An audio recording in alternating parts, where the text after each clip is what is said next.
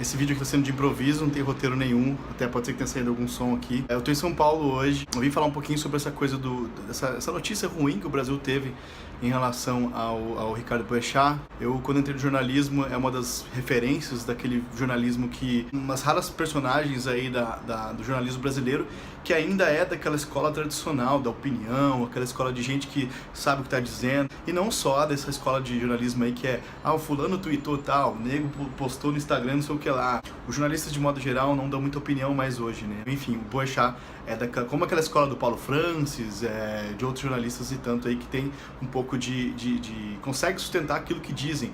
Pode ter milhares de pessoas que discordam com ele. Eu mesmo não concordava 100% com o Boechat, tinha coisas que falava, bom, acho que o Boechat exagerou ali. Mas eu tenho que reconhecer que ele, de fato, é de uma escola de jornalismo que está cada vez mais rara no Brasil.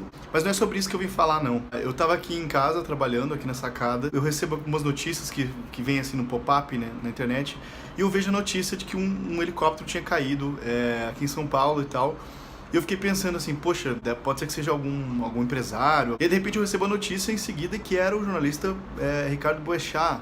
E eu falei, cara, qual é a chance, né, disso acontecer e tal? E aquilo me deixou um pouco chocado e tal. Eu fiquei pensando muito na figura dele e tal.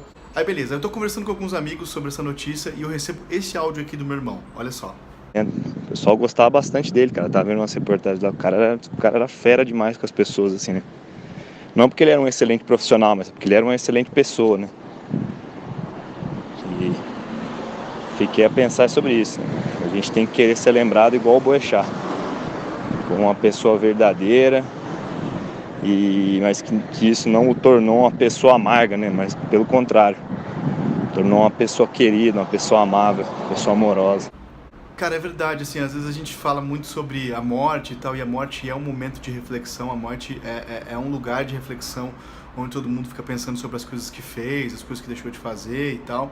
Eu já passei por uma experiência de morte, até escrevi muito lá no blog sobre isso já, bem complicada e tal, que me mudou a maneira como eu percebi a vida. E aí meu irmão levantou essa pergunta, né, cara? É óbvio que todo mundo lembra dele como um grande profissional de comunicação, um grande jornalista, um grande âncora de TV. Mas o que mais me chamou a atenção é isso, são as pessoas, os depoimentos que as pessoas fazem sobre ele, sobre a pessoa dele, sobre a personalidade dele e o tanto que ele parecia ser uma pessoa muito dócil. Qual era a marca que ele teve realmente dentro dos profissionais que trabalharam com ele? Será que a gente quer ser lembrado pelo bom profissional que a gente é, pelas coisas que a gente conseguiu? E aqui em São Paulo, desde que eu tô aqui, eu aprendi uma coisa, que as pessoas trabalham demais, né? Então, obviamente, elas se tornam bons profissionais, conseguem alcançar lugares muito legais, mas acho que a grande pergunta aqui que fica dessa situação horrível e trágica, afinal de contas, como você quer ser lembrado? Você quer ser lembrado como um cara que é, de repente, um CEO de alguma coisa, um cara que enfim, alcançou um estágio muito grande profissional? Eu, particularmente, já me desencantei um pouco disso. E eu gostaria de ser lembrado pelo legado que eu deixei. Que as pessoas olhassem pra mim e falassem assim, o Murilo, ele chegou na minha vida e ele modificou a minha vida pra sempre. E eu sempre brinco, eu sempre falo com o pessoal que me conhece, eu falo que a minha lápide, ou seja, o lugar onde a gente escreve as nossas últimas palavras, a minha eu já decidi. A minha vai ser, aqui está o Murilo Leal. Tentou ser gente boa com o maior número de pessoas possível. A maioria das vezes deu certo.